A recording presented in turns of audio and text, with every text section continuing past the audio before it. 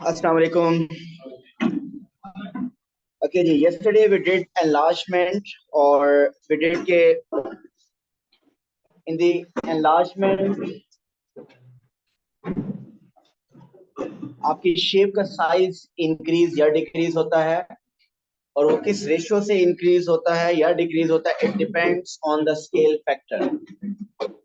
If the scale factor is 2, if the scale factor is 2, it means shape का size double हो जाएगा और area 4 times होगा.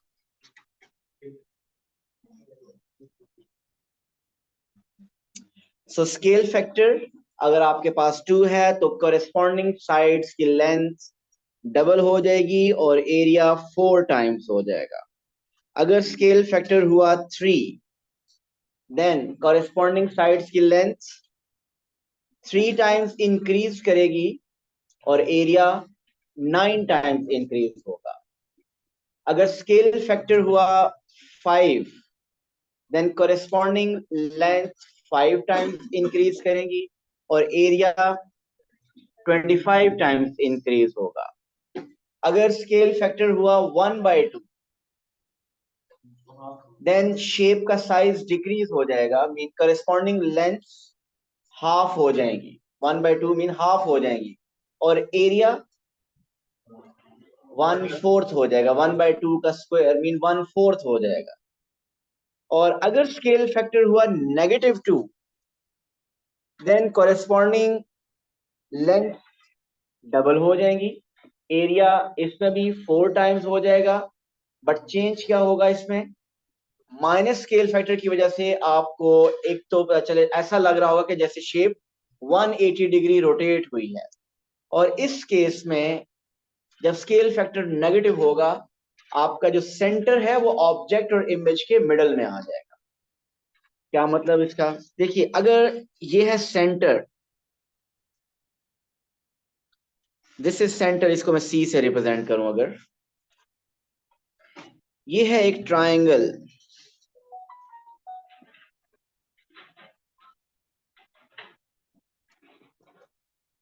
अगर विद रिस्पेक्ट टू इस सेंटर के अगर आपने एनलार्जमेंट ड्रॉ करनी है विद द स्केल फैक्टर 4, तो आपकी शेप कुछ ऐसी बन जाएगी.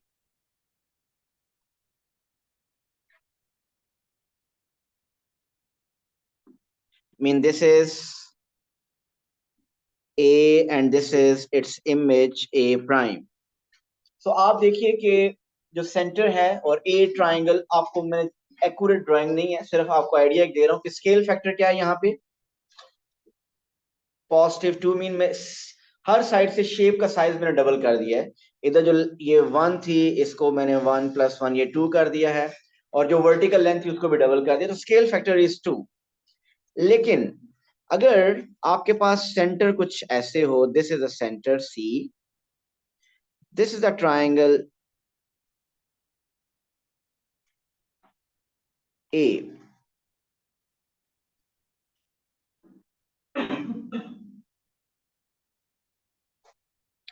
अब इधर भी क्या हो रहा है, शेप का size, this is the triangle A and this is the triangle A prime.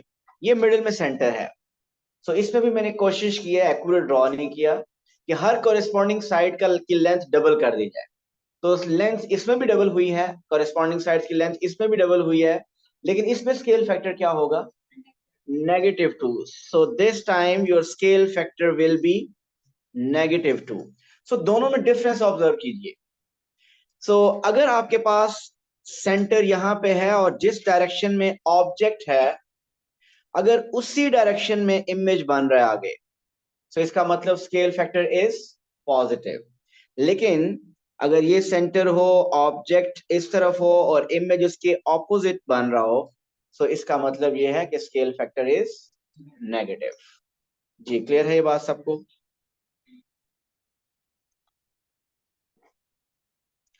Okay, ये बताइए कि अगर ये हो centre, this is the point,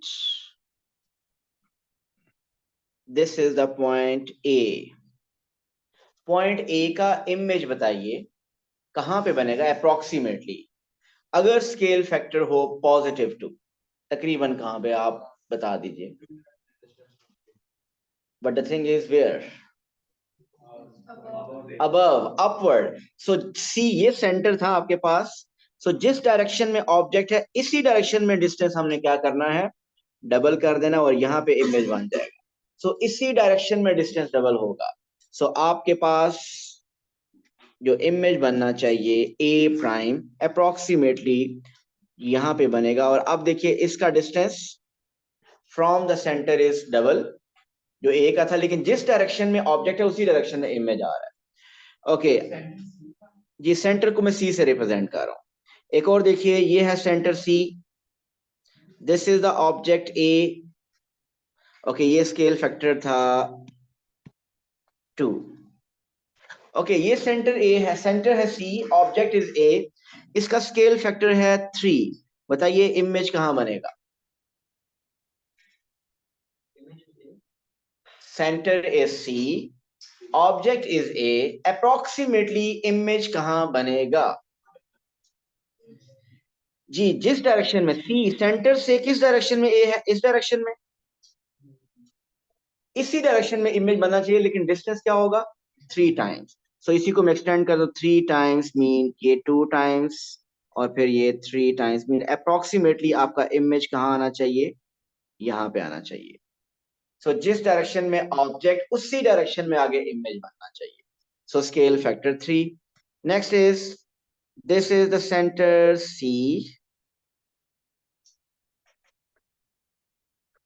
this is the object A, center is C, object is A, इसको scale factor -3, where is the image?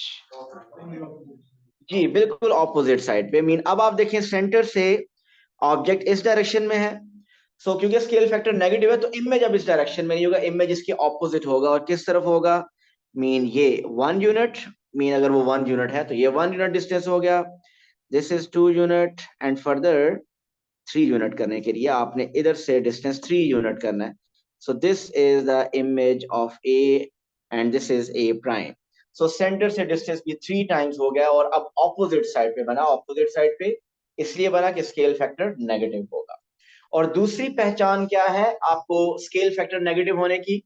कि जो shape बनी होगी इसमें, तो क्योंकि एक पॉइंट था, वो शेप आपको लगेगा कि 180 डिग्री रोटेट हुई है, आपको ये फील, लेकिन उसको हम रोटेशन कभी नहीं कहेंगे, क्योंकि रोटेशन में साइज चेंज नहीं होता। Enlargement is the only transformation जिसमें साइज चेंज होगा। तो अब हमारा नेक्स्ट स्टेप है कि अगर ऑब्जेक्ट और इमेज दोनों गिवन हो, आपको क्वेश्चन कहिए कि डिस्क्राइब द ट्रांसफॉर्मेशन। अगर उसका साइज चेंज हुआ तो इसका मतलब वो रिफ्लेक्शन, ट्रांसलेशन या रोटेशन नहीं हो सकती, वो क्या होगी? वो एनलार्जमेंट होगी। और जब आपको डिस्क्राइब करना होगा तो कंप्लीटली डिस्क्राइब करना होगा। मीन 2 मार्क्स का क्वेश्चन अगर होगा, या 3 का भी होता है, आईजीसीएसई में 3 मार्क्स का भी आता है ये। सो डिस्क्राइब करते हुए साथ और क्या बताना होगा? जी, सेंटर भी बताना होगा और एनलार्जमेंट फैक्टर भी बताना होगा। एनलार्जमेंट फैक्टर तो देख के आइडिया हो जाएगा कि कितने टाइम्स इंक्रीज हुई है शेप, इमेज कितने टाइम्स इंक्रीज हुई है। सेंटर का कैसे पता चलेगा? और स्केल फैक्टर, ये दोनों अब हम कुछ क्वेश्चन से करते हैं। वैसे चले मैं यहाँ पे बताता हूँ, बुक्स उसी से देख।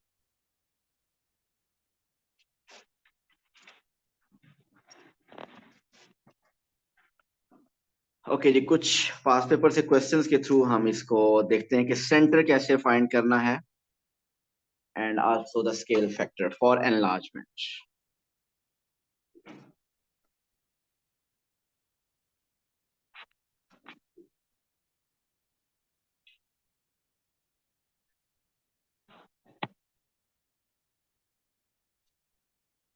हमारा 17.7%।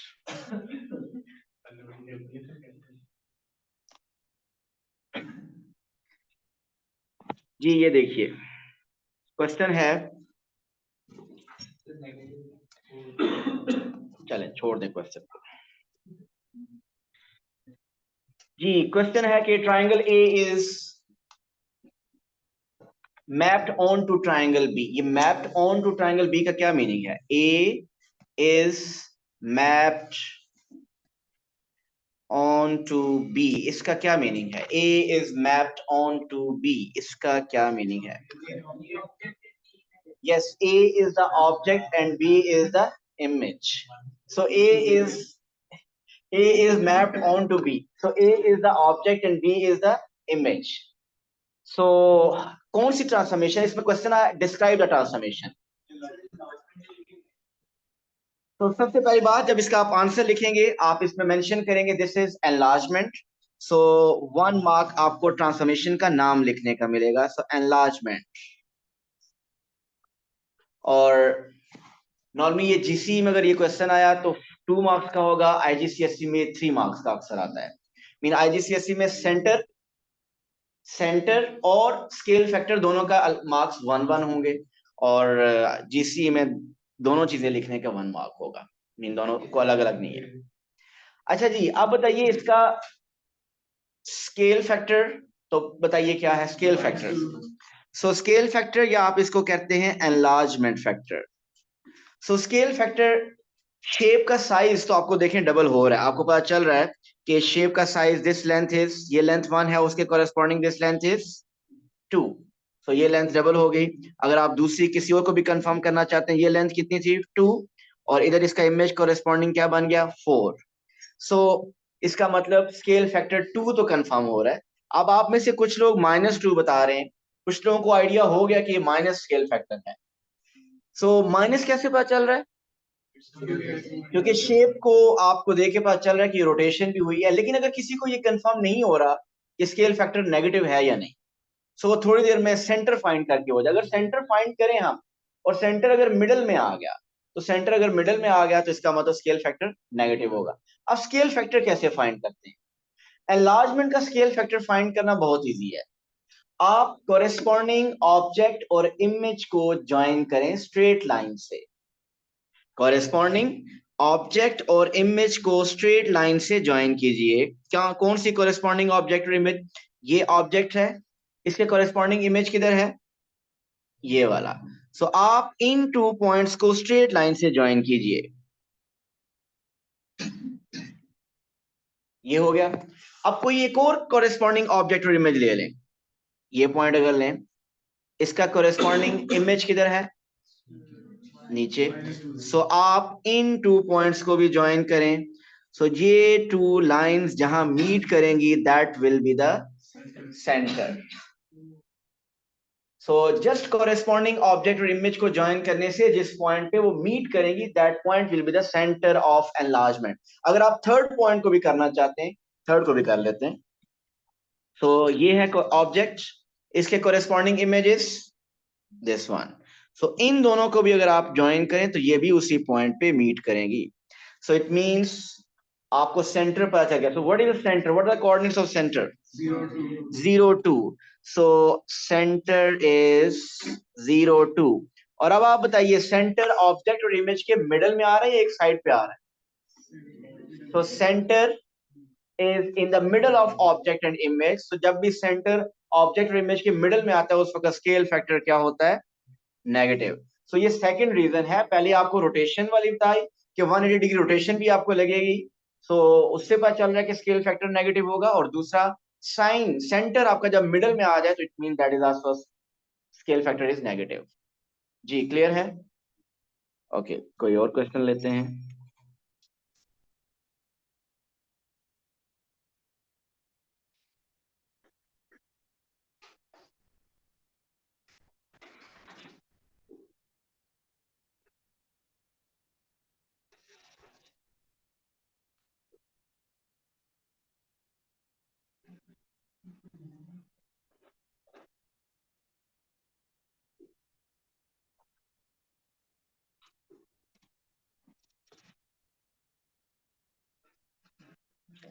ओके जी, describe the transformation which maps A on to B. So सबसे पहले क्लियरली पता चल रहा है कि इट इज एनलार्जमेंट। सो अक्सर आप लोग एनलार्जमेंट लिखते नहीं है, स्केल फैक्टर और उसका सेंटर लिख देते हैं, एनलार्जमेंट वर्ड यूज ही नहीं करते, तो उसके कोई मार्क्स नहीं मिलेंगे। क्योंकि पहले आपका पर्पज है ट्रांसफॉर्मेशन का नाम बताना कि रिफ्लेक्शन, ट्रांसलेशन और जो बाकी जो 4 ओवरऑल पढ़ी है उनमें से कौन सी है। तो enlargement, what's the scale factor? So shape आपको लगता है कि ए ऑन टू बी 3 टाइम्स हो गई है, मीन देख लेते हैं, ये लेंथ 1 थी, सो इधर क्या आ गया 1 2 एंड 3। सो बाकियों की भी कंफर्म कर सकते हैं, हर साइड से वो 3 बननी चाहिए, scale factor is 3। So what's the centre? 4 2, कुछ को आइडिया हो गया। अभी हम क्या करेंगे, ज्वाइन करते हैं ऑब्जेक्ट और इमेज। ये है ऑब्जेक्ट, देखिएगा please, this is the object और इसके कॉरेस्पॉन्डिंग इमेज ये है। आप इन दोनों कॉरेस्पॉन्डिंग ऑब्जेक्ट और इमेज को ज्वाइन करें। अब सेंटर मिडल में नहीं आएगा, किसी एक साइड पे आएगा, तो आपको दोनों को ज्वाइन करने के बाद एक्सटेंड करना होगा। सो इसको ज्वाइन किया और एक्सटेंड कर दें। इसी के कॉरेस्पॉन्डिंग कोई एक और ऑब्जेक्ट और इमेज ले लीजिए, ये पॉइंट अगर ले लें, दिस इज द ऑब्जेक्ट, इसके corresponding image is this one. So इस कॉरेस्पॉन्डिंग ऑब्जेक्ट और इमेज को अगर हम ज्वाइन करें और एक्सटेंड करें, सो आप देख सकते हैं these two lines are meeting at 4 2, so this is the center of enlargement। अगर थर्ड पॉइंट को भी करना है, थर्ड पॉइंट को ज्वाइन करने की जरूरत नहीं, आपको कंफर्म हो चुका है ऑलरेडी, लेकिन फर्दर अगर आप कंफर्मेशन चाहते हैं तो ये थर्ड को भी ज्वाइन कर लें। सो आप देखिए ये तीनों मीट कर रहे हैं at the point 4 2, so it means the center is x coordinate is 4 and y coordinate is 2, so center is 4 2।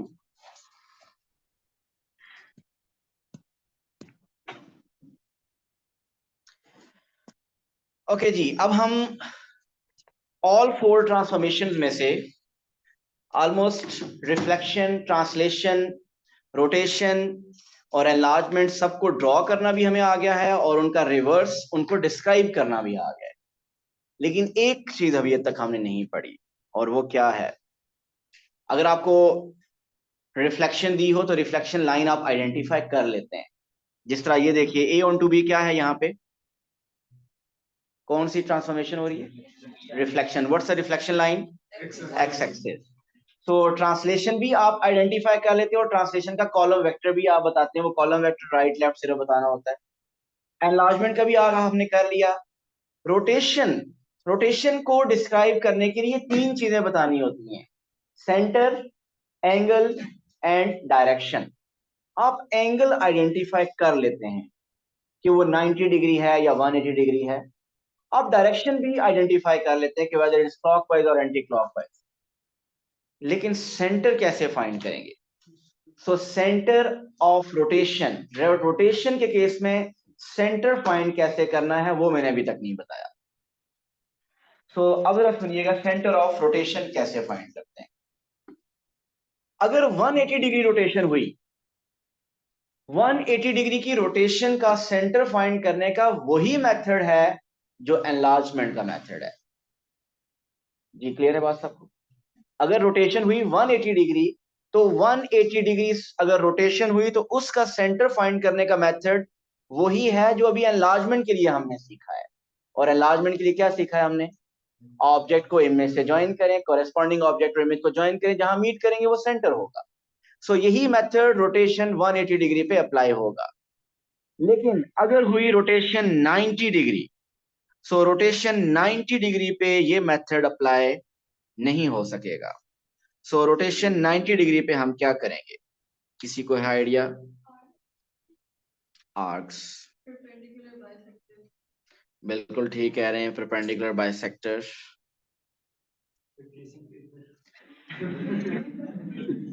और ट्रेसिंग पेपर, और ट्रेसिंग पेपर से तो खैर कुछ लोगों से ट्रेसिंग पेपर से भी नहीं होगा। ट्रेसिंग पेपर से ड्रॉ करना तो खैर आसान है, लेकिन सेंटर फाइंड करना उससे भी कोई इतना आसान नहीं होगा। अच्छा, एक्चुअल मेथड इसका क्या है मैं वो आपको बता देता हूँ। आप यहां पे देखिए, अगर मैं आपको बताऊं कि describe the transformation which maps A on to B, so बताइए कौन सी ट्रांसफॉर्मेशन है? सो सबसे पहले आपको पता चल गया कि ये रोटेशन है, कोई मसला नहीं। एंगल ऑफ रोटेशन बताइए 90 डिग्री, डायरेक्शन बताइए A on to B is clockwise or anti-clockwise? So it is clockwise. आप देख इधर देखिए, A on to B ये क्या चल रहा है? दिस इज क्लॉक, ऐसी चलती है ना, सो दिस इज क्लॉकवाइज. सो अगर आप कंप्लीट इसको एक्सटेंड करें तो इस तरीके से ये चल रही है. सो दिस इज क्लॉकवाइज, या इसको 270 डिग्री एंटी क्लॉकवाइज कहना है तो वो कर सकते हैं, लेकिन जरूरत नहीं है. So 90 degree clockwise. What is the centre? So ऐसा होगा कुछ लोगों के लिए, सुनिएगा, कुछ क्वेश्चंस में और कुछ लोगों के लिए शायद सेंटर फौरन से फाइंड वो कर ले. मीन कुछ क्वेश्चंस इजी हो सकते हैं, सुन ले प्लीज. कुछ क्वेश्चन इजी हो सकते हैं और कुछ लोग थोड़े से मैथ्स में उनका जनरल मीन उनको देख के उनको आइडिया ज्यादा बेहतर गेस कर सकते हैं, वो फौरन से बता सकते हैं. लेकिन मोस्ट ऑफ द टाइम ऐसा होगा कि सेंटर फाइंड करना थोड़ा सा मुश्किल हो जाएगा. तो हम मेथड प्रॉपर पढ़ेंगे. उसके बाद अगर कोई स्टूडेंट कोई लगता है कि वो बहुत क्विक है, उसको सेंटर ये फाइंड करने के लिए मेथड नहीं चाहिए, तो किया जा सकता है, बिल्कुल ऐसे ही. लेकिन बेहतर ये है कि आप पहले 5-6 क्वेश्चन पहले वर्किंग प्रॉपर करें, और उसके बाद फिर अगर आपको लगता है मेंटली आप कर सकते हैं तो गो अहेड. सो मेथड्स क्या हैं जरा वो भी सुनिएगा. जो एक्चुअल मेथड है कि आपने ऑब्जेक्ट और इमेज को ज्वाइन करना है और उसका परपेंडिकुलर बाइसेक्टर ड्रॉ करना है. फिर उसके कोरेस्पॉन्डिंग ऑब्जेक्ट और इमेज को ज्वाइन करना है और उसका भी परपेंडिकुलर बाइसेक्टर ड्रॉ करना है. दोनों परपेंडिकुलर बाइसेक्टर जहां मीट करेंगे वो सेंटर ऑफ रोटेशन होगा. मैं रिपीट करता हूं, अब ये ड्रॉ करें, करना नहीं आपने. ये कोरेस्पॉन्डिंग ऑब्जेक्ट और ये इसके इमेज ऐसे ही है. इसको ज्वाइन करें. इसको जब ज्वाइन करें, इसका परपेंडिकुलर बाइसेक्टर किस किस को ड्रॉ करना आता है? Only one student? और किसी को नहीं ड्रॉ करना आता? 2, 3, चलो 3-4 तो है ना यार. चलें जी, इधर देखिए, आपको नहीं ड्रॉ करना. ये परपेंडिकुलर बाइसेक्टर, सपोज आपने इसका परपेंडिकुलर बाइसेक्टर एक ऐसी लाइन होती है जो कि गिवन लाइन को 2 इक्वल पार्ट्स में 90 डिग्री पे क्रॉस करती है. ये परपेंडिकुलर बाइसेक्टर है. ये मैंने एक्यूरेट नहीं ड्रॉ किया, बस ऐसे ड्रॉ कर दिया. अब आप क्या करें, दूसरी किसी एक और कोरेस्पॉन्डिंग ऑब्जेक्ट और इमेज का को ज्वाइन करें आप. सो कोरेस्पॉन्डिंग ऑब्जेक्ट और इमेज को अगर इसके कोरेस्पॉन्डिंग देखिए, इसके कोरेस्पॉन्डिंग कौन सा, ये वाला. सो इन दोनों को अगर आप ज्वाइन करें, इन दोनों का फिर आप परपेंडिकुलर बाइसेक्टर ड्रॉ करेंगे. और मुझे एक्यूरेट नहीं, मैं ड्रॉ कर रहा, सपोज कि उन दोनों का परपेंडिकुलर बाइसेक्टर कुछ ऐसा आ जाएगा. अब ये दोनों परपेंडिकुलर बाइसेक्टर्स जहां मीट करेंगे वो सेंटर ऑफ रोटेशन होगा. लेकिन इसमें मैं इस मेथड से रिकमेंड नहीं करूंगा. उसकी रीजन ये है कि आपका ये ग्रिड तो फिर कंपैरेटिवली थोड़ा सा बड़ा बना हुआ है.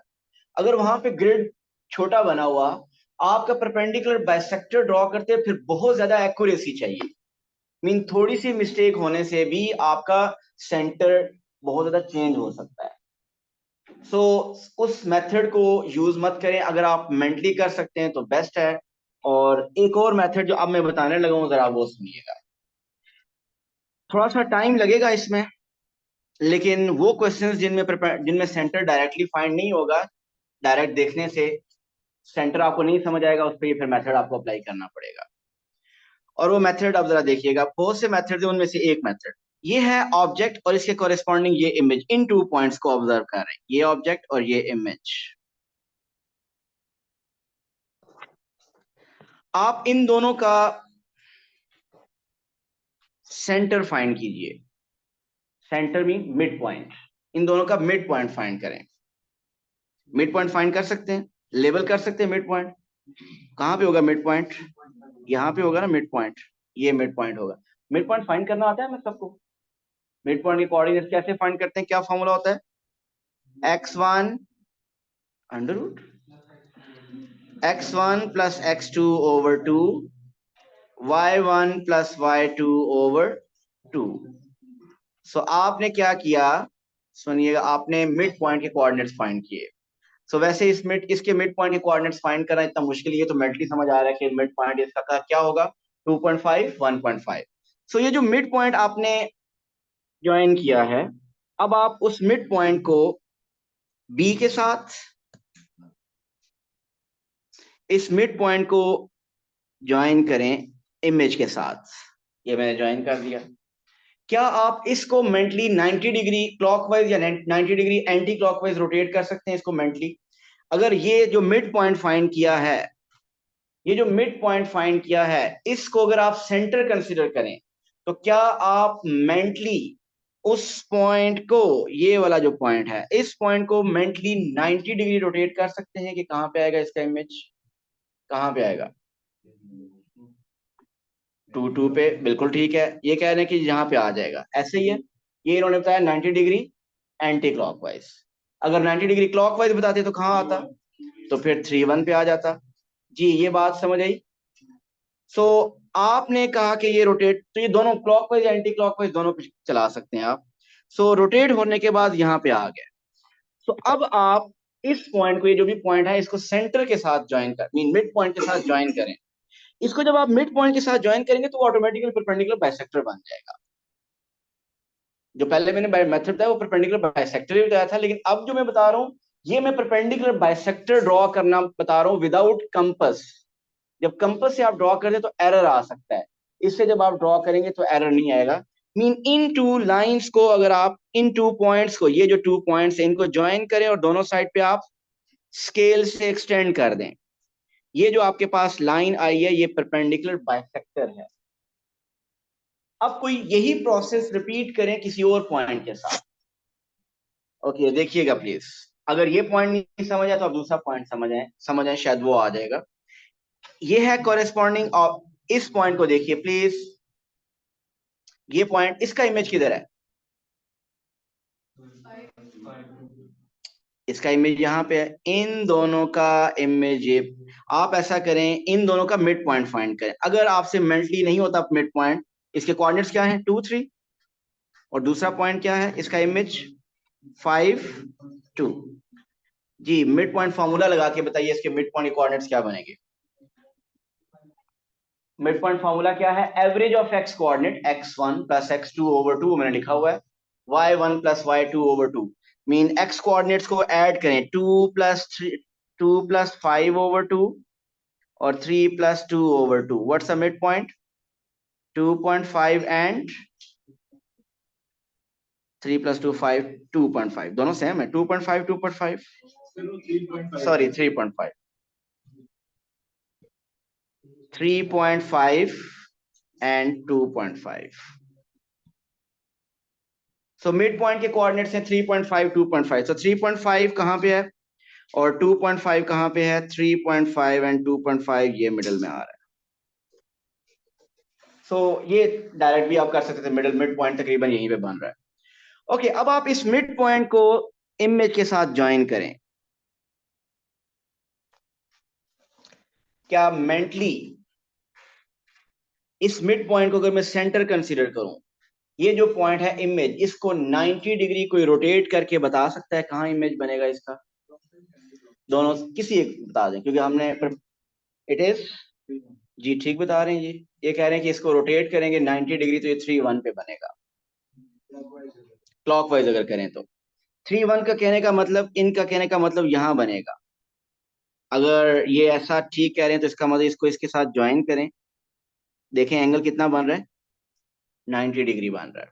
सो यस, इसको वैसे रोटेट करने के लिए वो जो रूल्स हैं वो भी यूज कर सकते हैं, जो हमने एंटी क्लॉकवाइज और क्लॉकवाइज के रूल्स पढ़े हैं कि X Y will become Y minus X, वो रूल्स भी यूज कर सकते हैं।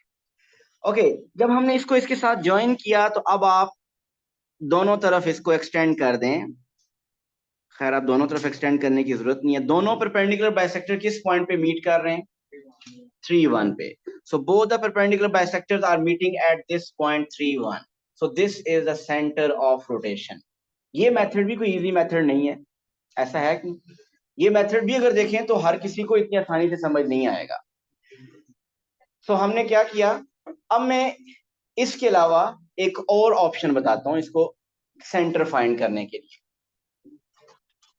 एक और मेथड देखिए, और जो जो क्वेश्चन हम लेंगे थोड़ा सा ये टाइम लगेगा, लेकिन कुछ लोग जो कोशिश नहीं करना कर रहे समझने की, वो पेपर में फिर बैठते बैठे ही रहेंगे, राइट लेफ्ट देखेंगे क्विज बता दे, और राइट लेफ्ट भी ऐसे ही बैठे होंगे।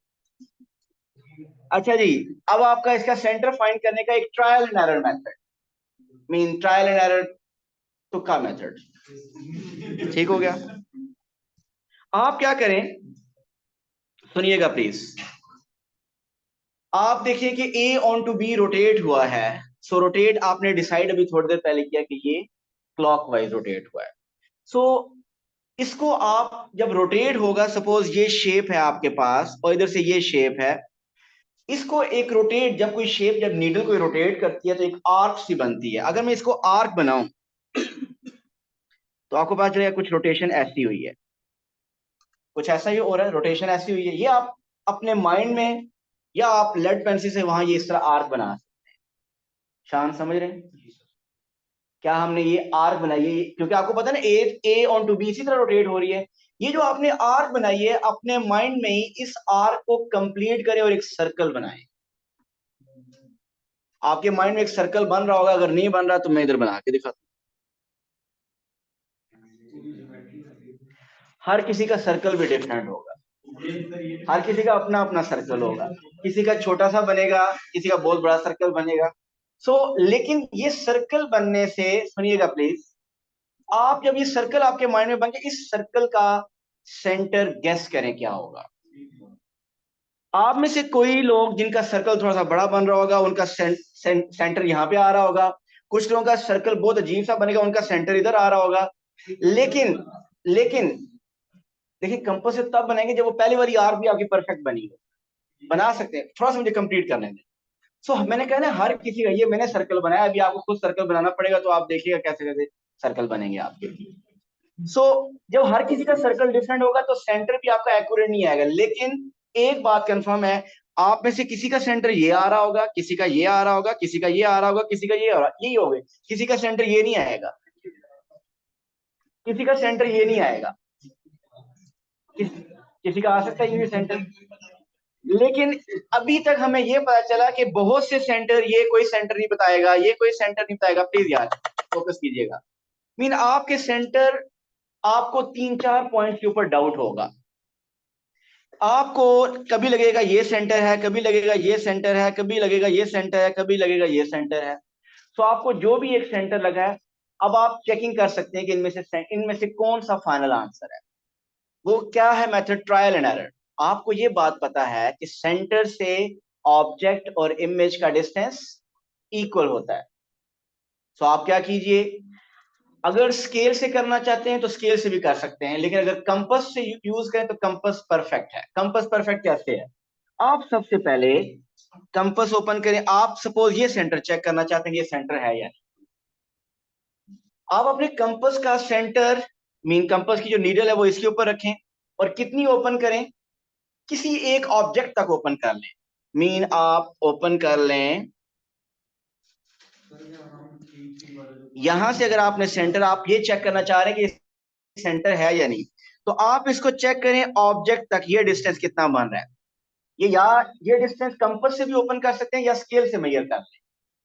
अब यही डिस्टेंस इसके कोरिस्पॉन्डिंग इमेज चेक करें, क्या ये डिस्टेंस इक्वल है। तो ये डिस्टेंस इक्वल नहीं, इसका मतलब ये पॉइंट फेल हो गया। आप इसके राइट लेफ्ट कोई और पॉइंट चेक करें जिसको आपको लगता हो कि ये सेंटर है।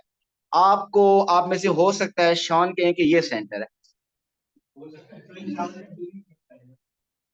ये तो अभी शांत था कि मैं अभी पीछे भी जाता हूँ, आपको मजीद पता चलेगा कि आपका सेंटर किधर जा रहा है। वो जेन्युइन इशू है। अच्छा जी, देखिए इधर, ये अगर सेंटर आपको लगता है तो आप क्या करेंगे, ऑब्जेक्ट का डिस्टेंस मेजर करेंगे। शान ने इधर से डिस्टेंस मेजर किया और शान ने इधर से डिस्टेंस मेजर किया।